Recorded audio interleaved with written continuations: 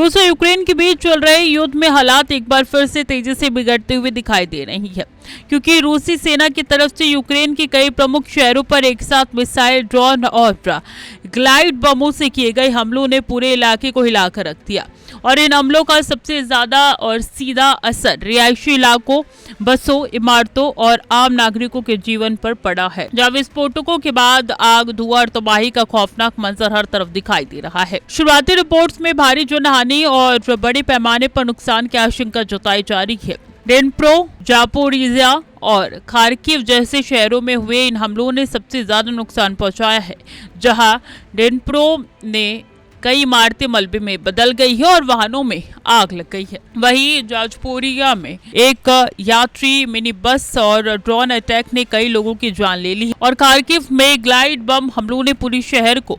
दहशत में डाल दिया है। यूक्रेन के राष्ट्रपति व्लादिमीर ज़ेलेंस्की ने इस हमलों की कड़ी निंदा करते हुए इसे एक अमानवीय क्रूर हमला बताया है और पश्चिमी देशों से अपील की है कि यूक्रेन की एयर डिफेंस क्षमता को और मजबूत किया जाए, क्योंकि लगातार हो रहे मिसाइल और ड्रोन हमलों के बीच आम नागरिकों की सुरक्षा सबसे बड़ी चुनौती बन गई है। दूसरी तरफ रूस और यूक्रेन दोनों ही एक दूसरे पर जवाबी हमलों के आरोप लगाते रही हैं, लेकिन जमीनी सच्चाई यह है कि युद्ध में सबसे ज्यादा नुकसान आम नागरिकों को उठाना पड़ रहा है और शहरों का इंफ्रास्ट्रक्चर लगातार तबाह होता जा रहा है, जिससे मानवीय संकट और गहराता जा रहा है।